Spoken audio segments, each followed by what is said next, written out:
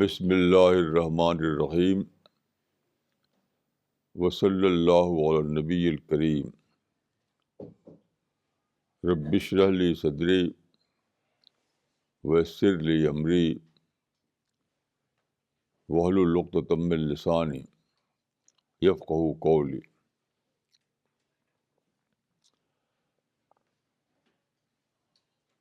آج جنوری 2013 کی 13 تاریخ ہے۔ آج کے لیے جو ٹاپک ہے وہ ہے موجودہ مسلمان، یعنی پریزنٹ ڈے مسلمس۔ یہ ٹاپک اس طرح میرے ذہن میں آیا کہ آج کا جو انگلش پیپر ہے، آج کا جو ڈیلی پیپر انگلش کا، تو آج کی ڈیٹ میں یعنی جنوری 13 کو ایک آئٹم چھپا ہے، وہ بہت ہی زیادہ آئی اوپنر ہے، بہت ہی زیادہ یعنی دل ہلا دینے والا ہے۔ دیکھیے، اس جو تصویر آپ دیکھ رہے ہیں، اس میں کچھ مسلمان بیٹھے ہوئے ہیں، اس میں کچھ کافر رکھے ہوئے ہیں، تابوت۔ تو ایک ملک کے ایک شہر میں ایسا ہوا کہ 2 سوسائڈ بامبنگ ہوئی ایک ہی دن۔ اس میں تقریباً 100 مسلمان مر گئے، زخمیوں کا تعداد تو چھوڑ دیجیے، تقریباً 100 مسلمان مر گئے ایک ہی دن میں۔ تو اسی کی یہ تصویر ہے۔ تو ان مردہ مسلمانوں کے جو وارثین ہیں، انہوں نے ان کی لاشوں کو تابوت میں رکھ کر کے وہ بیٹھے ہوئے ہیں، وہ کہہ رہے ہیں کہ ہمیں سیکورٹی دو، بغیر سیکورٹی کا ہم اس کو دفن نہیں کر سکتے، کیونکہ وہاں بھی کوئی آ کر بم مار دے گا۔ تو اس فوٹو کے نیچے جو کیپشن ہے وہ بڑا ہی بھیانک ہے۔ اس کے نیچے لکھا ہوا ہے seeking right to life, seeking right to life, یعنی زندگی کا حق مانگتے ہوئے یہ لوگ جو ہیں اپنے تقریباً 100 مردوں کو لے کر بیٹھے ہوئے ہیں اور زندگی کا حق مانگ رہے ہیں۔ یہ کہاں ہو رہا ہے؟ کس کنٹری میں ہو رہا ہے؟ یہ پاکستان کا واقعہ ہے، یہ پاکستان کی تصویر ہے۔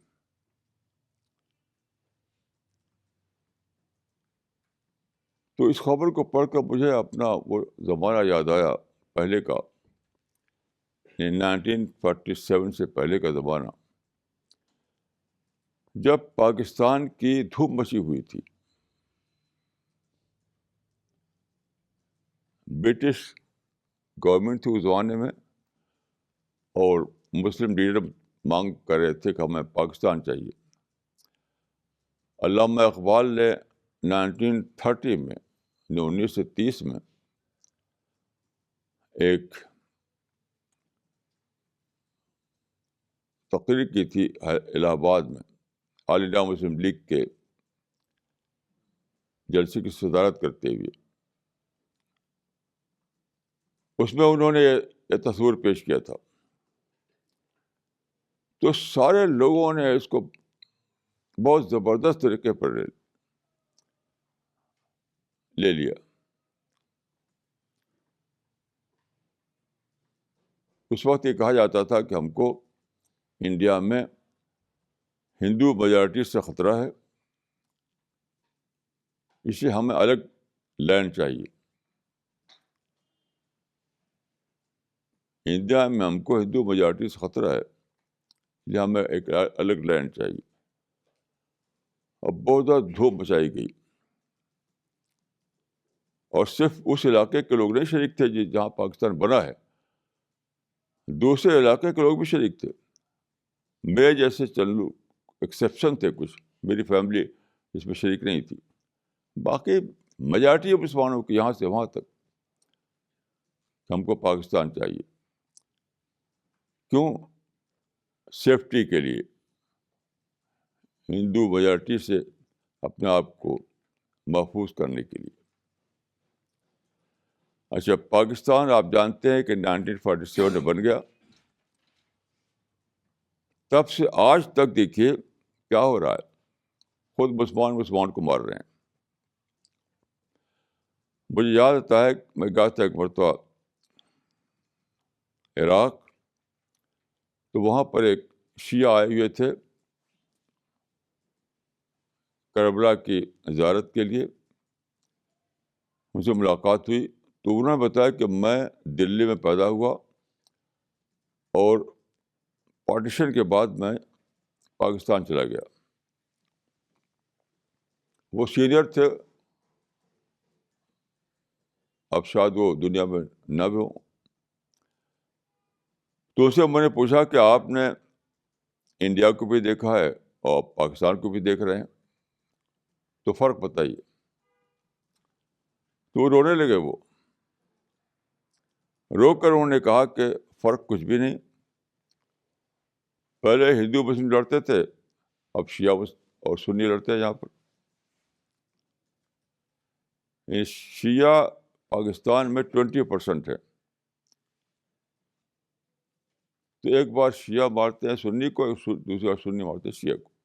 یہ ہو رہا ہے. اور صرف شیعہ سنی کی بات نہیں ہے, وہ مہاجر مارتے ہیں غیر مہاجر کو, غیر مہاجر مارتے ہیں مہاجر کو, پنجابی مارتے ہیں نان پنجابی کو, نان پنجابی مارتے ہیں پنجابی کو.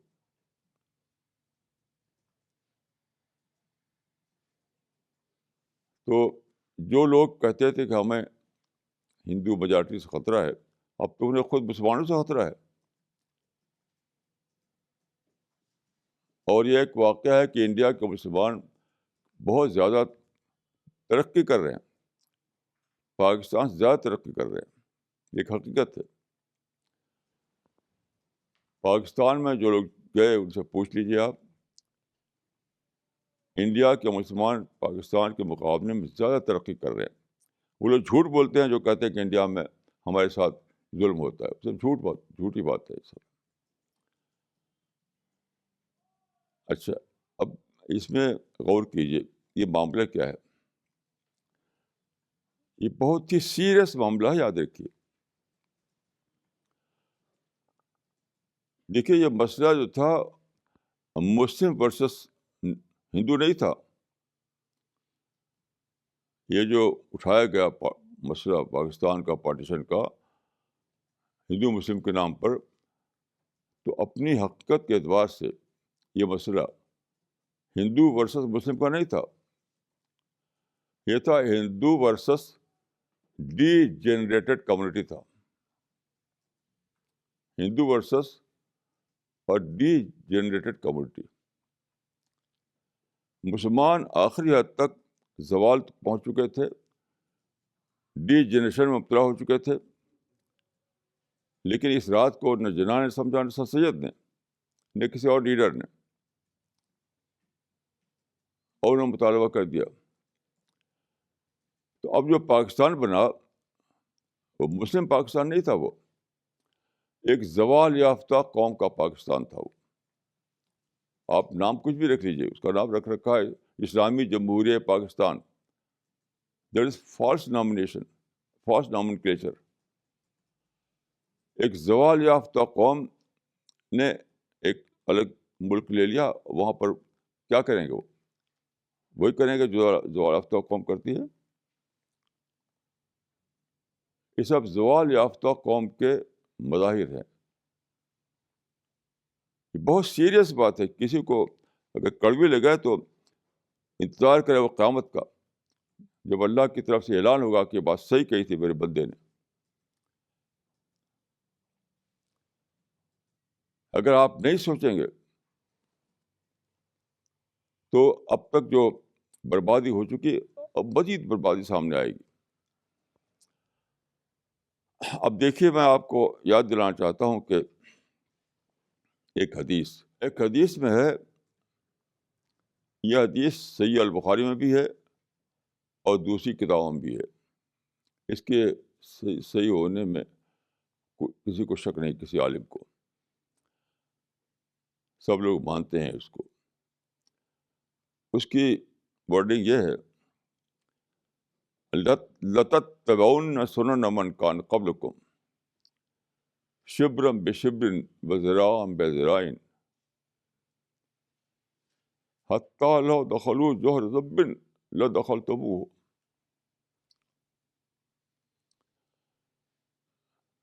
رسول اللہ صلی اللہ علیہ وسلم نے فرمایا مسلمانوں کو مخاطب کرتے ہوئے کہ تم ضرور فالو کرو گے، اتباع کرو گے پچھلی امتوں کا، یعنی یہود کا. قدم بقدم اتباع کرو گے، یہاں تک کہ اگر وہ کسی گوہ کے بل میں گھسے تو تم بھی وہاں گھس جاؤ گے.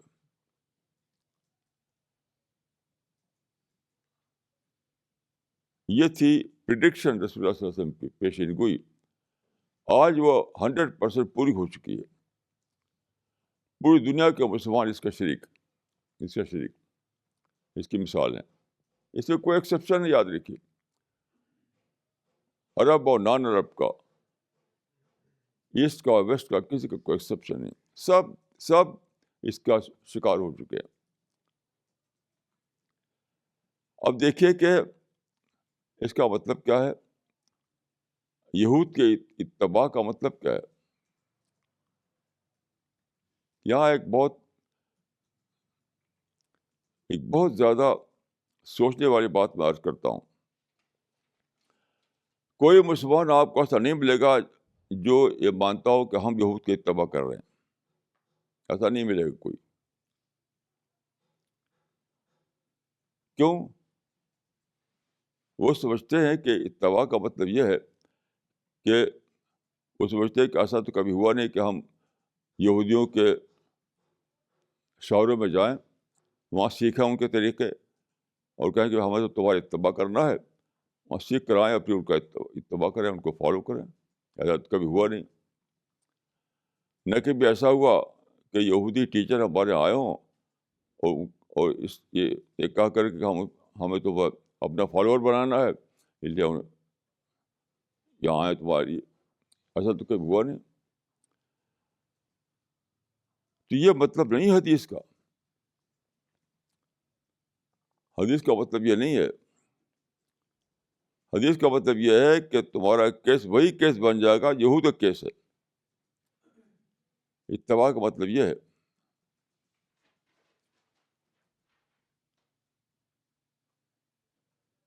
یعنی مسلمانوں کو جو کیس ہے وہ عین وہی کیس بن جائے گا جو یہود کا کیس ہے. یہ مطلب ہے.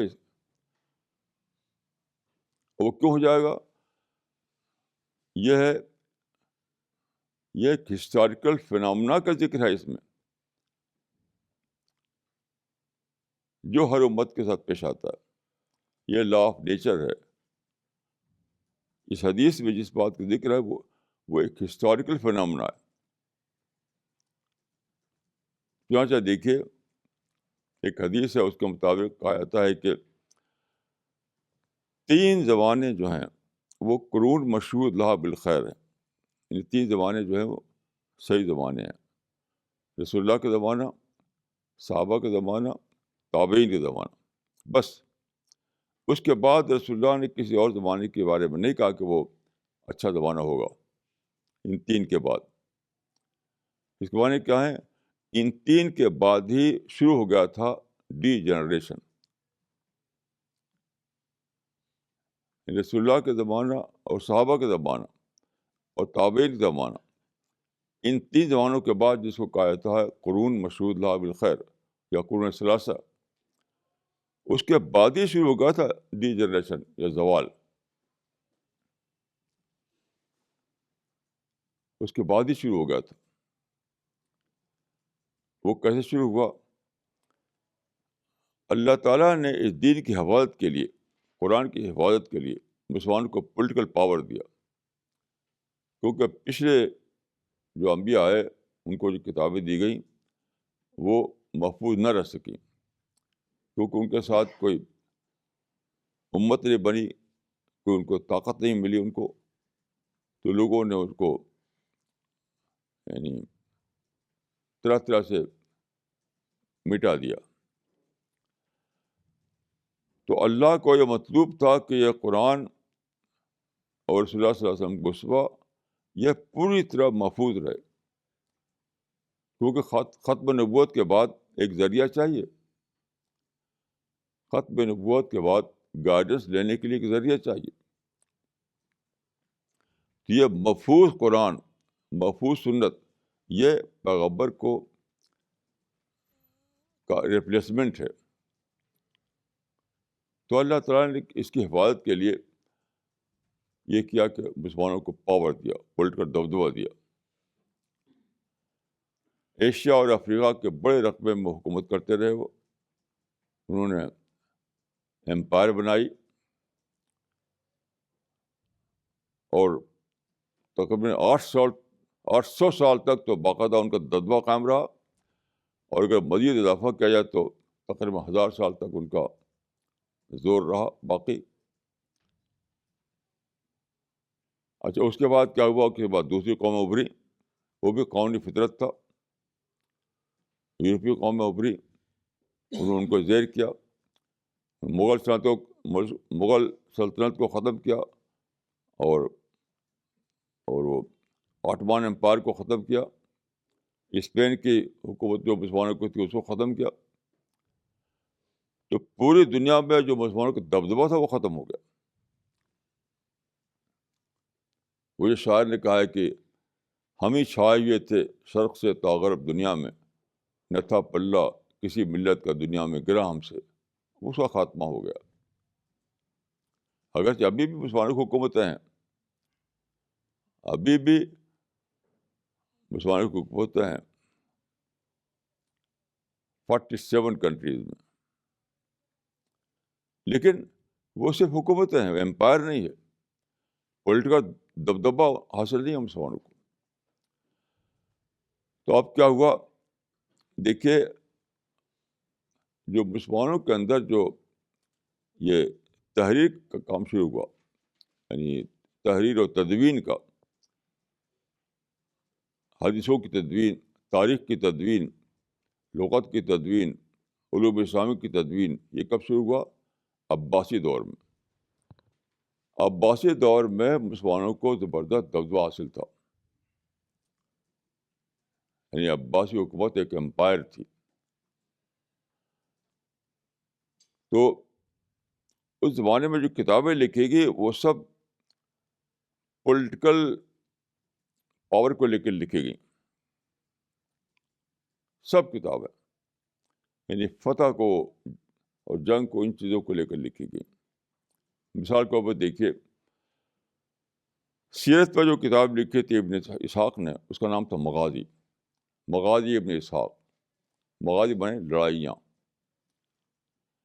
رسول اللہ صلی اللہ علیہ وسلم سیرت پہ کتاب لکھی آتی ہے، نام کیا ہوتا ہے؟ مغازی، یعنی غزوات رسول۔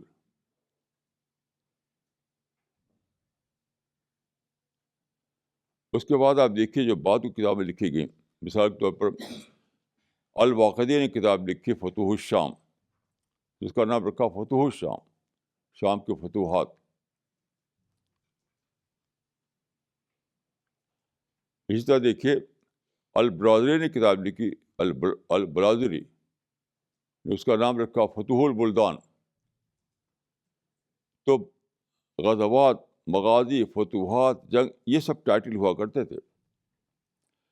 جن کتابوں کے نام میں یہ الفاظ شامل نہیں ہیں، مثلاً البدایہ والنہایہ اور ابن کثیر کی اور ابن اسیر کی الکامل فی التاریخ، اور دوسری کتابیں تاریخ طبری، وہ بھی کہتے ٹائٹل میں یہ الفاظ نہیں ہیں، لیکن امبرل وہ بھی اسی پیٹرن میں لکھی گئی۔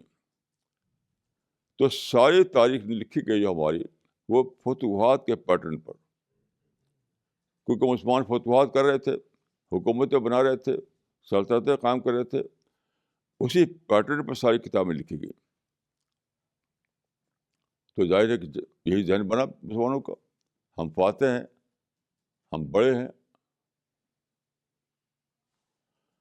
پہلا شخص جس نے اس قسم کی تاریخ سازی پر سوال قائم کیا وہ تھا عبد الرحمن ابن خلدون. اس کی کتاب آپ پڑھ سکتے ہیں، مقدمہ ابن خلدون، اس نے تاریخ بھی لکھی ہے. اس نے کہا کہ یہ انداز تاریخ کا صحیح نہیں ہے کہ آپ صرف پولیٹیکل واقعات کو ریکارڈ کرتے ہیں. سوسائٹی میں اور بھی دوسرے واقعات ہوتے ہیں تو اس کی جامع ریکارڈنگ ہونی چاہیے. تو اس سے پہلے دوسرے یعنی دوسری قوم بھی جو تاریخیں لکھی آتی تھیں وہ پولیٹیکل واقعات اور بادشاہوں کے واقعات پر مبنی ہوتی تھیں. تو مسلمانوں میں وہ جو پیٹرن جاری رہا، جنگیں، فتوحات، لڑائیاں، اس پیٹرن پر تاریخیں لکھی گئیں. تو اس کے پر سوال اس نے قائم کیا کہ یہ تاریخ نگاری کا طریقہ صحیح نہیں ہے، اور دوسرے جو پہلو ہیں انسانی زندگی کے، جو سوشل پہلو ہیں، اس کو بھی شامل کرنا چاہیے. لیکن ذہن تو بن چکا تھا،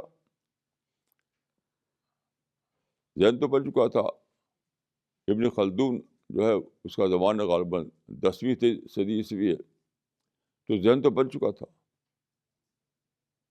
وہ باقی رہا. تو پورا جو لٹریچر لکھا گیا، پوری جو تاریخ لکھی گئی، وہ سب لکھی گئی فتوحاتی پیٹرن پر.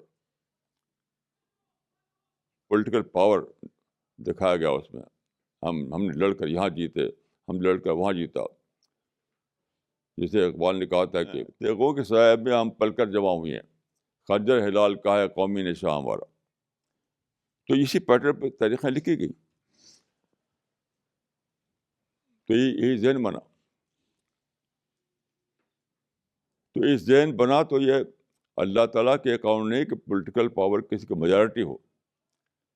تلک الایام نداولها بین الناس، پولیٹیکل پاور کسی کی میجارٹی نہیں ہے، کسی کی مناپلی نہیں ہے.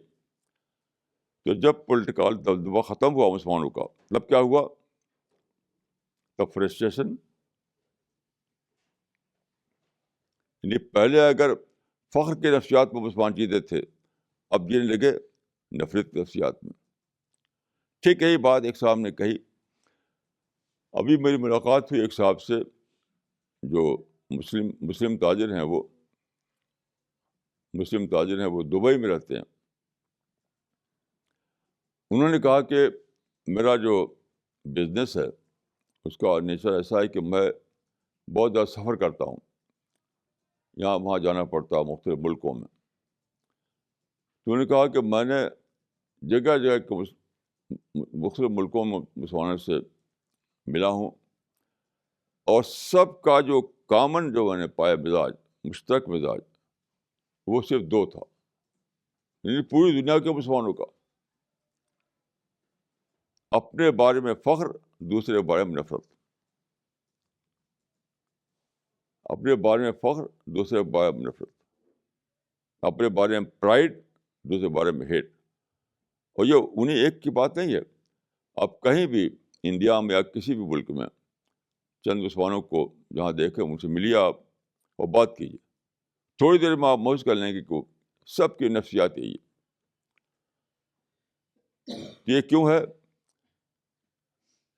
جب وہ تاریخ کو لے کر سوچتے ہیں تو فخر آتا ہے ان کو، ہم نے دنیا میں رول کیا تھا. جب پریزنٹ سچویشن کو دیکھتے ہیں کہ لوگوں نے ان کے حکومتوں کو توڑ دیا، ان کے علاقوں پہ قبضہ کر لیا، تو نفرت آتی ہے.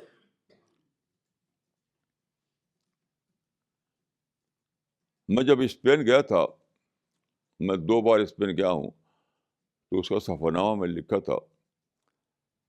تو اس زمانے میں نے ایک عرب میگزین میں جو قاہرہ سے نکلتا ہے شاید، اس میں ایک عرب خاتون کا جو ادیب ہیں ان کا سفر نامہ پڑھا تھا.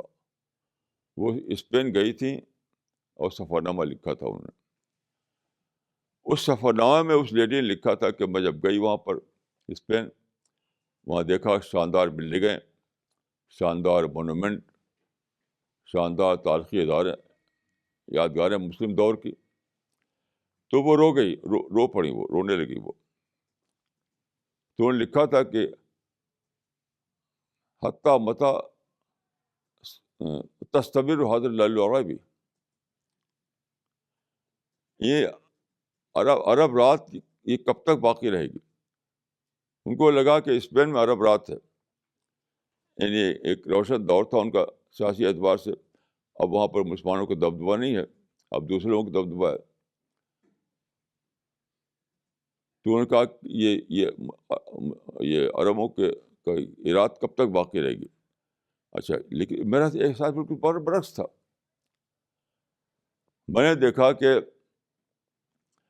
عرب نے جہاں تک پہنچایا تھا اسپین کو، اس سے 100 گنا زیادہ ترقی کیا ہے موجودہ لوگوں نے.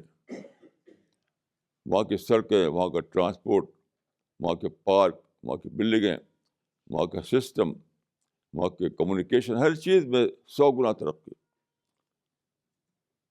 تو مجھے جو خوشی ہوئی، مجھے لگا کہ ایک انسانی قافلہ تھا، اس قافلے میں کچھ دیر تک کام کیا مسلمانوں نے، اب کچھ اور لوگ آ گئے، انہوں نے اور بڑھایا تہذیب کو. تو مجھے خوشی ہوئی. اور وہ خاتون رو رہی ہے کیونکہ اس کو آج کا پتہ نہیں، ماضی کا پتہ ہے. یہ ہے مسلمانوں کی نفسیات، یہ تھی یہود کی نفسیات. یعنی یہ جو پولیٹیکل ہسٹری مسلمانوں کی ہے، اس پولیٹیکل ہسٹری کی بنا پر ایسا ہوتا ہے کہ ماضی کو لے کر کے فخر کرتے ہیں اور پریزنٹ کو لے کر نفرت کرتے ہیں لوگوں سے. ایک امریکی پروفیسر ایک مرتبہ ہمارے پاس آئے تھے.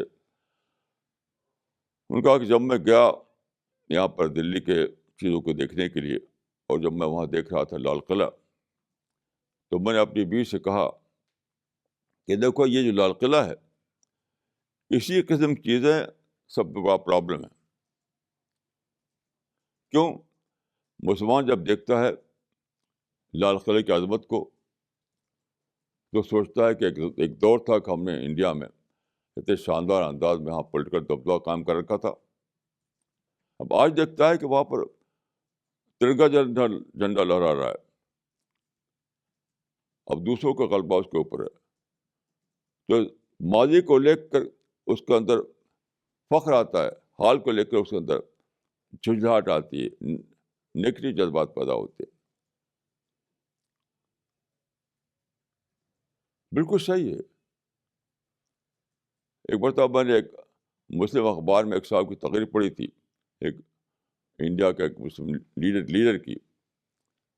تو بڑے فخر کے ساتھ اسٹیج پہ بولے تھے وہ، ہم سے پوچھتے ہو ہم نے انڈیا کو کیا دیا؟ ہم نے انڈیا کو قطب مینار کی بلندیاں دیں، ہم نے انڈیا کو تاج محل کی بیوٹی دی، ہم نے انڈیا کو لال قلعہ کی عظمت دی. یہ سب کیا ہے؟ یہ سب شاعری ہے، فالس کائنڈ آف شاعری. اسی میں جیتا ہے مسلمان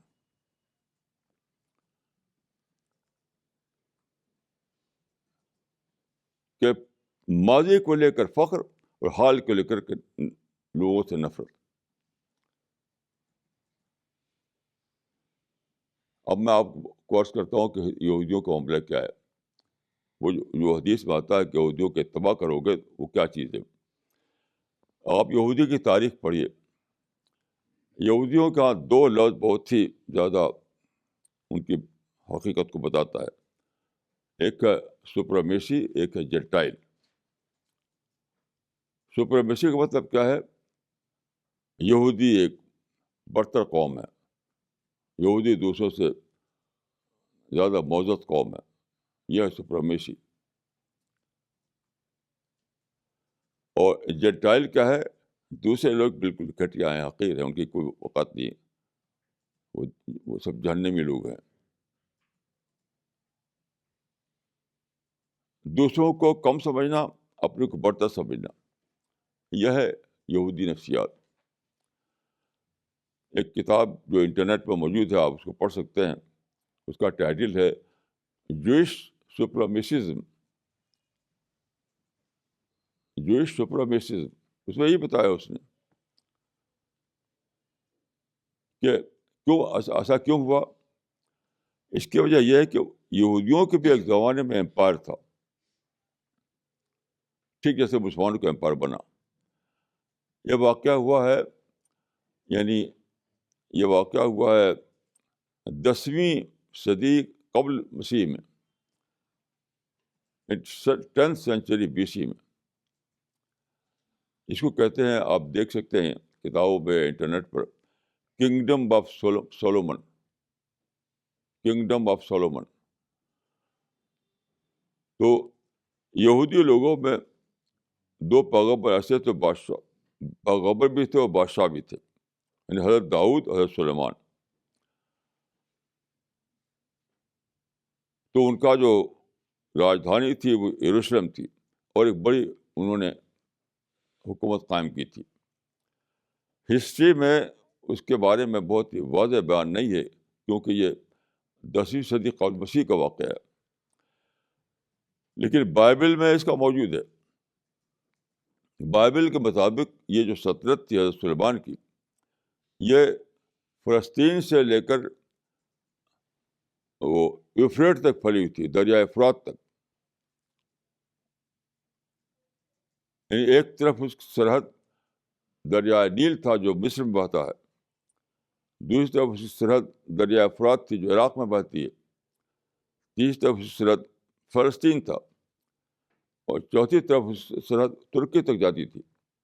یہ سارا علاقہ، یعنی فلسطین، مصر، عراق، اردن، لبنان، شام، ترکی، یہ پورا علاقہ جزئی کلی طور پر ان کے امپائر میں شامل تھا، مطلب ایسا وہ مانتے ہیں۔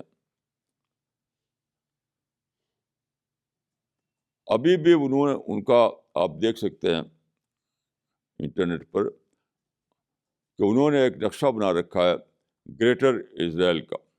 گریٹر، ابھی جو اسرائیل کا ان کا ہے وہ پورا نہیں ہے۔ ان کے خواب جو ہے، ان کے خواب یہ ہے کہ حضرت سلیمان کے زمانے میں جو امپائر تھا ان کا، اس کو پھر سے حاصل کرنا، پھر سے قائم کرنا، اس کو وہ کہتے ہیں گریٹر اسرائیل۔ اس طرح سے جو یہودی جو ہیں، اپنے پچھلی تاریخ پر فخر کا پہاڑ ہے، وہ بہت زبردست فخر ہے یہودیوں کو اپنی تاریخ پر۔ دنیا کی سب سے زیادہ سپیریئر قوم مانتے ہیں یہودی، لیکن اسی کے ساتھ ساتھ وہ نفرت ہی مبتلا رہتے ہیں۔ کیوں کہ حضرت مسیح سے 600 سال پہلے بابل کا بادشاہ جو تھا اسے ڈسٹرائے کر دیا ان کی اس سلطنت کو، اور دھیرے دھیرے وہ ختم ہو گئی، اور یہ چلے گئے ڈائسپورا میں، چلے گئے یہودی ڈائسپورا میں چلے گئے۔ تو یہودیوں کا کیس ٹھیک وہی کیس جو مسلمانوں کا کیس ہے، ایک طرف سپریمیسی ہے، دوسری طرف جینٹائل ہے، یعنی ایک طرف ماضی کا فخر ہے، ایک طرف پریزنٹ کی نفرت ہے۔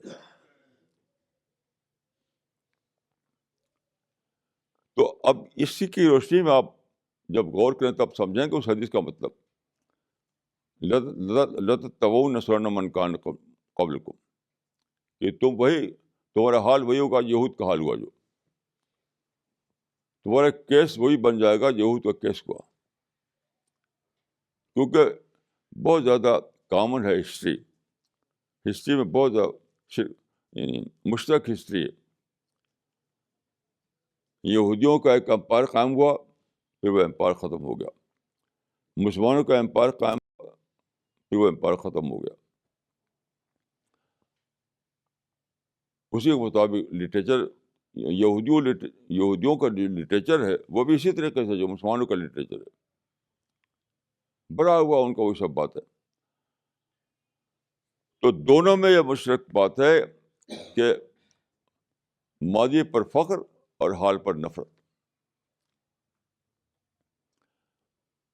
یہ ہے مسلمانوں کا کیس. اور یہ زوال کی بدترین شکل ہے. کیوں بدترین شکل ہے؟ دیکھیے، یہ فخر اور ہیٹ دونوں ہیں وداؤٹ اینی بیس ہے. نہ اس کی کوئی بیس ہے، نہ اس کی کوئی بیس ہے. آپ بتائیے کہ پاسٹ گلوری کوئی بیس ہوتی ہے؟ جو امپائر آپ کا ختم ہو گیا، جو سلطنت آپ کی ختم ہوگی، اس پر فخر کرنے کا کیا مطلب ہے؟ جو چیز موجود نہیں ہے اس پر فخر کرنا، یعنی پرائڈ وداؤٹ اینی بیس. یہ تو ریت پر محل کھڑا کر رہے ہیں آپ. تو مسلمانوں کو جو پرائڈ ہے وہ بھی وداؤٹ اینی بیس ہے، بغیر کسی بنیاد کے ہے. وہ اس معنی کہ آپ مسلمان فالس ہوڈ میں جی رہے ہیں، فالس ہوڈ میں. اس کے بعد دیکھیے ہیٹ جو ہے وہ بھی وداؤٹ اینی بیس ہے. سارے مسلمان یہ کہتے ہیں کہ سازش سازش سازش کر کر کے ہم کو ہمارا حال ایسا کر رکھا. ابھی میں سن رہا تھا ایک تقریب ایک پاکستانی لیڈر کی انٹرنیٹ پر، پاکستان کے ایک ویل نون لیڈر کی. تو انٹرویور نے ان سے پوچھا کہ پاکستان میں کیوں ایسا ہے کہ مسلمان کو مار رہا ہے، مسلمان کو مار رہا ہے، یہ کیوں ایسا ہو رہا ہے؟ تو لیڈر صاحب کیا کہتے ہیں؟ یہ تو اسرائیل اور امریکہ کے روابط ہیں. اسرائیل کی سازش، امریکہ کی سازش کی وجہ سے پاکستان اور مسلمان آپس میں لڑ رہے ہیں. تو سازش دکھائی تھی، سازش. اب قرآن کو دیکھیے، آپ قرآن کیا کہتا ہے؟ وَإِن تَصْبِرُوا وَتَتَّقُوا لَا يَضُرُّكُمْ كَيْدُهُمْ شَيْئًا. قید کے معنی ہوتے ہیں سازش، کانسپریسی. کیونکہ قرآن اس کا انکار کر رہا ہے کہ سازش کوئی چیز ہے. سازش کو قرآن کہہ رہا ہے کہ بالکل بیس لیس بات ہے. جب بھی تم پر کچھ آتے ہے کوئی چیز، تو تم اپنے ہی پالیسی کی پرائز دیتے ہو. جو بھی تم پر آتی ہے کوئی حالت، کوئی مصیبت، تو تمہارے اپنے ہی کسی نادانی کا نتیجہ ہوتی ہے. تو سازش کا اس میں کوئی دخل نہیں. اس کے معنی یہ ہے کہ مسلمان کو جو ہیٹ ہے وہ بھی وداؤٹ اینی بیس ہے، اور مسلمانوں کی جو پرائڈ ہے وہ بھی وداؤٹ اینی بیس ہے. یعنی فالس ہوڈ میں جی رہے ہیں. کیسی عجیب بات ہے. پورا مسلم امہ جس کو آپ کہتے ہیں امہ، سب فالس ہوڈ میں جی رہا ہے.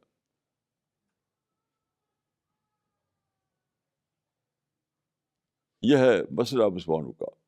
ایسے قوم کے لیے جن لوگوں نے کہا کہ ان کو الگ ہمیں لینڈ دو، ہمیں پاکستان چاہیے، وہ کتنا زیادہ وژڈم سے خالی تھے، کتنا زیادہ بے خبر تھے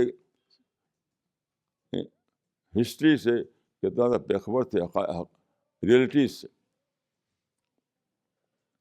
کیونکہ آپ دیکھیے، جو لوگ فالس ہوڈ میں جیتے ہوں، جو لوگ نگیٹیوٹی میں جیتے ہوں، جو لوگ جھوٹے فخر میں جیتے ہوں، ان کو آپ لینڈ دے دیں تو کیا ہوگا؟ ان کو آپ پولیٹیکل پاور دے دیں اور لینڈ دے دیں تو کیا ہوگا؟ آپس میں لڑیں گے اور کیا کریں گے وہ. یہی ہو رہا ہے. That was not a right starting point. مسلمان جہاں پہنچ چکے تھے وہاں ان کو کیا کرنا تھا؟ ان کو ایجوکیٹ کرنا تھا، ان کو پھر سے ریوائیو کرنا تھا، ری جنریٹ کرنا تھا. ان کو ایک بہت ہی خاموش اور بہت ہی پیسفل اسٹرگل درکار تھی. ان کو پھر سے ان کے احیاء کے لیے، اس کو کہتے ہیں احیاء، revival. That was not right starting point کہ انہیں حکومت دے دو. حکومت کیا کریں گے لے کر کے؟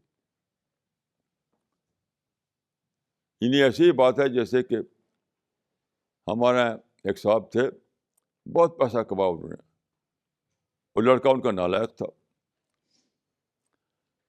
تو پیسہ بہت کمایا اور اس نالائق بیٹے کو پیسہ دے کر مر گئے. اس نالائق بیٹے نے سارے پیسے کو برباد کر دیا. ایک صاحب نے بتایا کہ ان کے بیٹے کو میں نے دیکھا ہے کلکتے کی سڑکوں پر، وہ اعمال نامہ فال نامہ جو کتاب ہوتی ہے بیچ رہا تھا. اور بہت پیسہ چھوڑا تھا انہوں نے، بلڈنگیں اور پیسہ سب کچھ، سب پیسہ برباد کر کے سڑکوں پر وہ چھوٹی چھوٹی کتابیں جو ہوتی ہے بیچ کر اس سے روزی کما رہا تھا. تو ایک نالائق بیٹے کو ایک باپ اگر پیسہ دے کر جائے تو کیا ہوگا؟ وہ بیٹا پیسے کو برباد کرے گا. ایسی زوال یافتہ قوم کو کوئی مسلم یونیورسٹی دے رہا ہے، کوئی مسلم پاکستان دے رہا ہے، وہ بھی تباہ. سب تباہ ہیں. خوشفہمیوں کو گنبد رہنا چھوڑیے آپ. آج یہ حالت ہے کہ مسلم یونیورسٹی کا آدمی جب ڈگری لے کے جاتا ہے، عرب کنٹریز میں بھی حال یہ ہے، تو ڈگری مانتے نہیں اس کو، جب تک دوبارہ وہ ٹیسٹ دے. بغیر دوبارہ ٹیسٹ کے ان کو کوئی جاب نہیں ملتا ان کو. تو اس زمانے میں جتنے بھی لیڈر اٹھے وداؤٹ این ایکسیپشن، سب نے کیا کیا کہ یہ نہیں جانا انہوں نے کہ یہ قوم زوال یافتہ قوم ہے، تو پہلے اس کو زندہ کرو، دوبارہ ریوائیو کرو ان کو، پھر آگے کے مرحلہ آئے گا. تو ساری ان کی کوششیں جو تھی وہ کیا تھی؟ Putting the cart before the horse بن کر رہ گئی. دیکھیے رائٹ بگننگ سے اگر آپ چلیں تب کوئی کام ہوگا. جیسے آپ اس بلڈنگ میں ہیں، فرض کیا یہاں کا جو بلڈر تھا وہ اسٹارٹ کرتا چھت بنانے سے، یعنی اس بلڈنگ کو بنانے کا آغاز وہ کرتا چھت بنانے سے، تو کیا بلڈنگ بنتی؟ کبھی نہیں بن سکتی تھی. ہزاروں سال میں بھی نہیں بنتی وہ، کیونکہ بلڈنگ کا آغاز ہوتا ہے بیس سے، زمین سے، چھت سے نہیں ہوتا ہے. تو جتنے لیڈر تھے ہمارے، اس میں کوئی ایکسیپشن نہیں ہے، نو ایکسیپشن ایٹ آل. سب نے اس ریئلٹی کو جانے بغیر کہ مسلمان جو ہیں زوال ہو چکا ہے، وہ ڈیجنریشن کے شکار ہیں، ان کے اندر کوئی جان نہیں رہ گئی ہے، تو پہلے ان کو ریوائیو کرو، پہلے ان کو ایجوکیٹ کرو، پھر آگے کام ہوگا. لیکن صاحب نے چھلانگ لگا دیا. بڑے بڑے اسلامی حکومت اور مسلم پاکستان اور مسلم یونیورسٹی اور سب کے سب برباد ہے، کہیں کچھ بھی نہیں.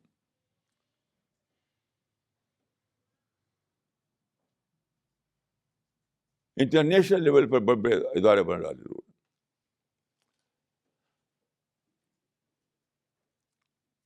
کسی نے صحیح کہا ہے کہ my way is to begin for the beginning.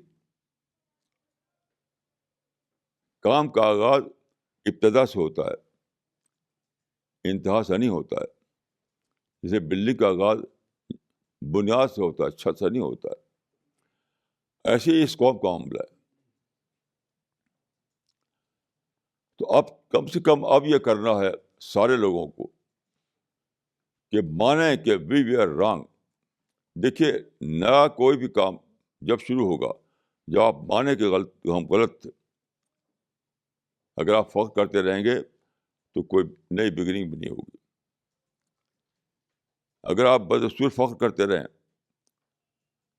تو نئی بگننگ بھی ہونے والی نہیں ہے. سب سے پہلا کام کیا ہے؟ اس بات کو جاننا کہ ہم فالسہوڈ میں کھڑے ہوئے تھے،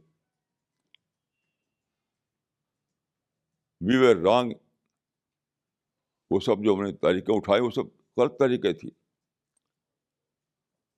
چاہے فلسطین کا معاملہ ہو، کشمیر کا معاملہ ہو، بوسنیا کا ہو، چیچنیا کا ہو، پاکستان کا ہو، کسی اور کنٹری کو، جو بھی طریقے چلی، سب فالسہوڈ میں جینے والے لوگ تھے. اب آپ کو کیا کرنا ہے؟ سب سے پہلے ایڈمٹ کرنا ہے کہ ہم غلطی پر تھے، وی آر رانگ، اور اس کے بعد قوم کو ایجوکیٹ کرنا ہے، یعنی فارمل ایجوکیشن بھی، انفارمل ایجوکیشن بھی، یعنی ریوائول سے آغاز ہوگا، ریوائول سے، اسٹیٹ قائم کرنے سے آغاز نہیں ہو سکتا ہے۔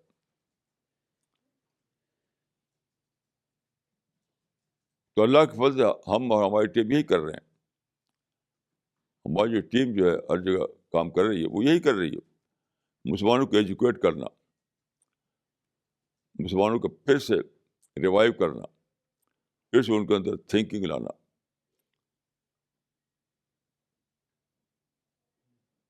اسی کام کو ہم لوگ ہمارا ساتھ دیں، اسی کام کو اور زیادہ بڑھایا جائے، اسی کام کو اور زیادہ بڑھایا جائے۔ تو جتنے بھی ایکٹیویٹیز ہیں، پولیٹیکل ایکٹیویٹیز اور نیشنل ایکٹیویٹیز اور سو کال مسلم امپاورمنٹ، یہ سب چیزیں بالکل بیس لیس ہے، کچھ ہونے والا نہیں ہے۔ پہلا کام ہے، یہ سب کام وہی ہے، putting the cart before the horse. پہلا کام ہے ریوائول، یہ لوگوں کی سوچ کو بدلیں، لوگوں کے اندر تعلیم لائیں، لوگوں کے اندر یعنی لوگوں کے اندر ایک دور جدید کے شعور پیدا کریں۔ دور جدید کے شعور سے مسلمان بالکل محروم ہیں۔ اس کی ایک مثال یہ ہے کہ جب بھی کہیں کوئی شخص کوئی کتاب لکھ دیتا ہے یا کوئی فلم بن جاتی ہے، اس میں مسلمانوں کا خیال یہ ہوتا ہے کہ رسول اللہ کے ساتھ گستاخی ہوئی ہے، تو بس جھنڈا اٹھ جاتا ہے، ہنگامہ ہنگامہ ہنگامہ، اس میں اور لوگ مرتے ہیں، اور پھر چپ چاپ، کیونکہ وہ تو یہ تو ایج کا تقاضا ہے۔ یہ ایج جو ہے یہ فریڈم کا ایج ہے، فریڈم آف ایکسپریشن، آپ بدل نہیں سکتے اس کو، زمانے کو کیسے بدلیں گے آپ؟ تو اس زمانے سے لڑ جاتے ہیں یہ،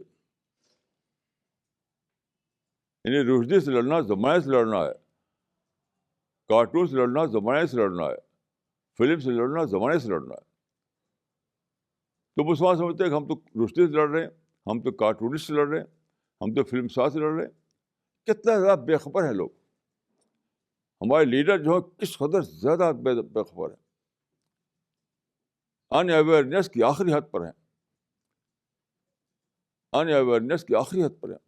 وہ سمجھتے ہیں کہ ہم رشدی سے لڑ رہے ہیں، ہم کارٹونسٹ سے لڑ رہے ہیں، ہم فلم ساز سے لڑ رہے ہیں۔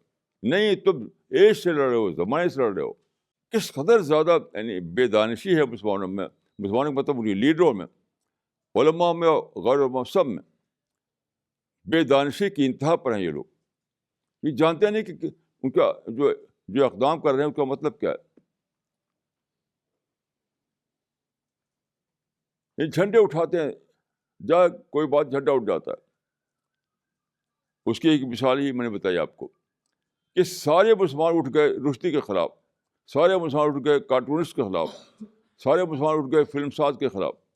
وہ جو فلم تھی کہ انسنس آف مسلم، یہ بالکل یعنی نادانی کی آخری، کیونکہ وہ آپ سوچتے تھے ایک شخص کے خلاف اٹھے ہیں، آپ نہیں، آپ ایج کے خلاف اٹھے تھے۔ تو کون ہے اتنا پاورفل کہ وہ ایج کے خلاف لڑے اور پھر جیت جائے؟ وہ چاہتے سب ہارے، ہر بات پر مسلمان ہارے، ہر ہاتھ پہ ہارے، کیونکہ جب ایج کے خلاف لڑیں گے آپ تو آپ ہی کی ہار ہوگی، ان کی ہار نہیں ہوگی۔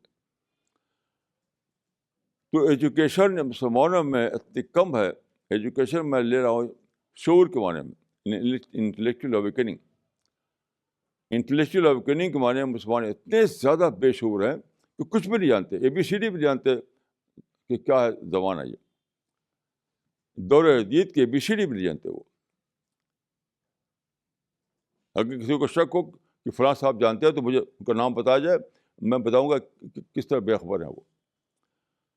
اس پورے دور میں 200 سال میں جو مسلمان مشہور یہ لیڈر وہ دور جدید کی ABCD بھی نہیں جانتے تھے، اسی لیے مسلمانوں کو تباہ کیا انہوں نے۔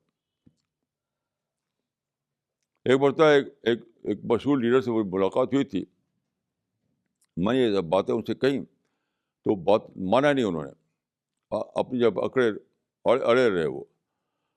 تو آخر میں کیا حال ہوا، یہ بات ہے 1965 کی غالباً۔ میں اٹھا، میری آنکھوں میں آنسو تھا، رو رہا تھا میں، اور میری زبان پہ ایک شعر تھا، اذا کان الغراب رئیس قوم سیہدیہم الی دار البواری۔ یہ کہہ کر میں ان کے آفس سے باہر آ گیا۔ اس شعر کا مطلب ہے کہ جب کوا کسی قوم کا لیڈر بن جائے، لیڈر، تو وہ تباہ کر کے رہے گا اس کو۔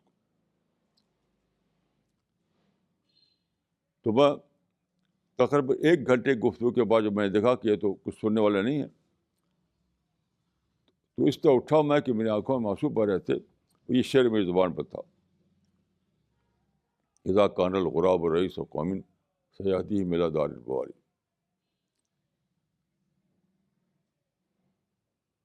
تو اب ہماری جو ٹیم ہے، اس ٹیم کو جاننا چاہیے کہ وہ کہاں کھڑے ہوئے ہیں، کہاں کھڑے ہوئے ہیں۔ وہ کھڑے ہوئے ہیں بالکل، یعنی جو اسٹارٹنگ پوائنٹ ہے وہاں کھڑے ہوئے ہیں۔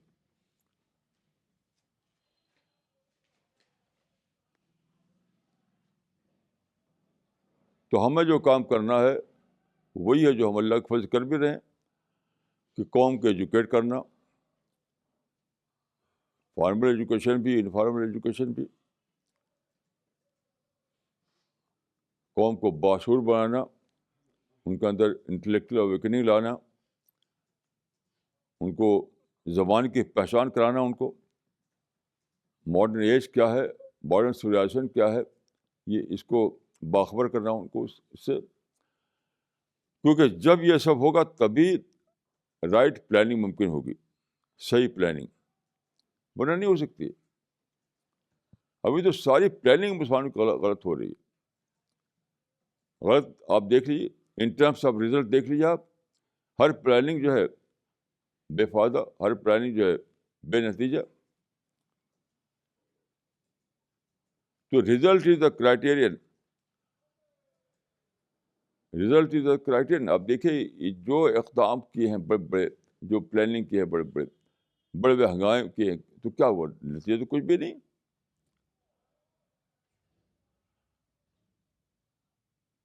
تو اب ہمیں اللہ کے فضل سے جس کام میں ہماری ٹیم لگی ہے، اسی کام میں ان کو آگے بڑھنا ہے اور دوسروں کو بتانا ہے کہ کرنے کا کام یہ ہے۔ عملی اقدام چھوڑو، پولیٹیکل باتیں چھوڑو،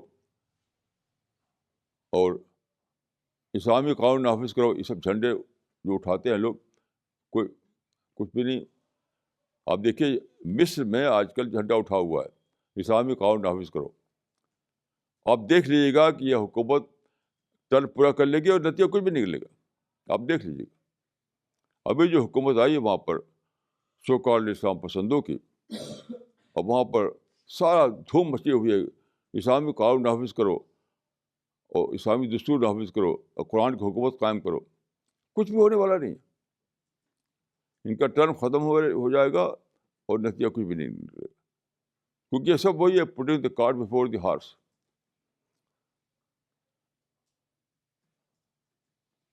تو میں اپنی ٹیم کے لوگوں سے یہ کہتا ہوں کہ آپ لوگ جس کام کو کر رہے ہیں اس میں لگے رہیے، اور خود اپنے ذاتی جذبے سے کام کیجیے۔ کوئی آپ کو ڈائریکشن نہیں دے گا، کوئی آپ کو باہر سے پروگرام بنا کر نہیں دے گا۔ آپ میں سے ہر شخص ہیرو بننا ہے۔ کیوں؟ آپ کو اللہ سے کا انعام لینا ہے، دنیا میں کسی سے نہیں لینا ہے۔ ہر شخص کو اس جذبے سے کام کرنا چاہیے کہ ہم جو کر رہے ہیں اس کا انعام ہمیں اللہ سے لینا ہے، دنیا میں نہیں لینا ہے۔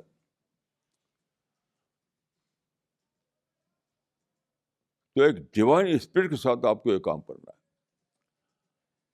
اور دوسروں کو بتانا ہے کہ بھی دیکھو یہ کرنے کا کام ہے، باقی کام جو ہے آپس ہے، یعنی کوئی رزلٹ ان کا نکلنے والا نہیں ہے. تو میں سمجھتا ہوں کہ اس زمانے میں جو کام کرنا ہے ہمیں, اس کے دو بیسک پوائنٹ ہیں: دعوت, ایجوکیشن. دعوت, ایجوکیشن. ہماری ٹیم ڈائریکٹ طور پر دعوت میں انوالو ہے, لیکن اسی کے ساتھ جو لوگ ایجوکیشن کام کر رہے ہیں, ایجوکیشن کا, میں سمجھتا ہوں کہ بہت اچھا کام کر رہے ہیں وہ. دو ہی کام اہم ہیں: دعوت, ایجوکیشن.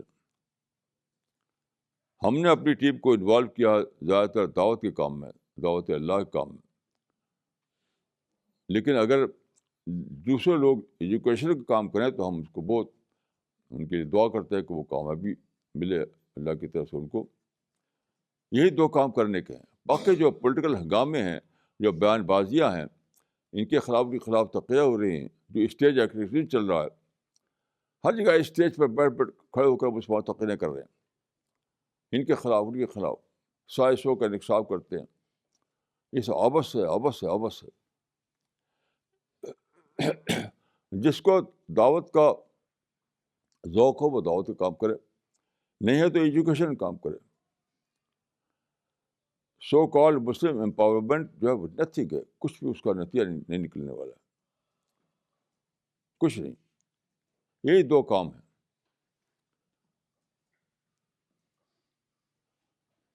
تو جس کو یعنی دعوت کا کریڈٹ لینا اللہ تعالیٰ کے ہاں, تو دعوت کے فیلڈ میں کام کرے.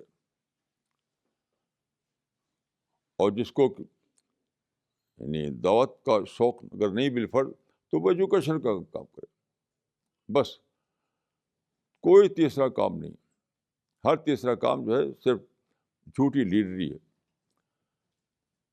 فالس ہوڈ میں جینا ہے. میری عمر اتنی لمبی ہو چکی ہے اور زندگی بھر کے تجربے سے میں سمجھا ہوں کہ اس کے سوا کوئی تیسرا کام نہیں. تیسرے کام جو ہے, کیونکہ دیکھیے پلاننگ ہوتی ہے رزلٹ کو دیکھ کر کے. کام وہ ہے جس کا اچھا رزلٹ نکلے.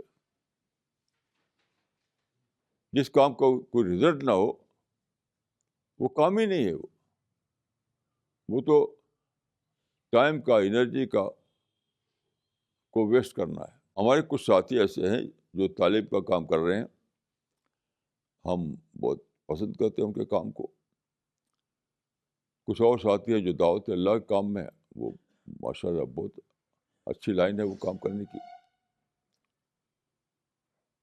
تو یہی ہم سب کو ہی ہماری پکار یہی ہے, سب کو یہ پیغام ہے کہ انہیں دو میں سے جو کام کو سوٹ کرتا ہے اس میں لگ جاؤ, اور باقی سب کام کو چھوڑ دو. کوئی مسلم امپاورمنٹ نہیں, کوئی پولیٹیکل ہنگامے نہیں, کوئی تقریر نہیں, کوئی جلسہ جلوس نہیں. یہ جلسے جلوس ہیں, اسٹیج ایکٹیویزم ہے, یہ سب بالکل بیکار ہے. کوئی اس کا نتیجہ نکلنے والا نہیں. یہ باتیں میں اچانک نہیں کہہ رہا ہوں آپ سے, یہ بڑی بات ہے, بہت زندگی بھر کی سوچ سمجھی باتیں ہیں. یہ کیسی عجیب بات ہے جو آپ کو دکھائی ہے کہ مسلمان ملک میں, یعنی مسلمان خود مسلم ملک میں زندگی کا حق مانگ رہا ہے. اس کے معنی کہ سارے جو ہنگامے جاری تھے وہ سب بیکار تھے. اگر بیکار نہ ہوتے تو زندگی تو مل چکی ہوتی. زندگی تو مل چکی ہوتی. تو ہمیں چاہیے کہ ہم آپ سے ری اسیس کریں, اپنی غلطیوں کو مان کر ری پلاننگ کریں, اپنی پرائرٹی کو ریسیٹ کریں. اب آخری وقت آ گیا, آخری وقت آ گیا, آخری وقت آ گیا.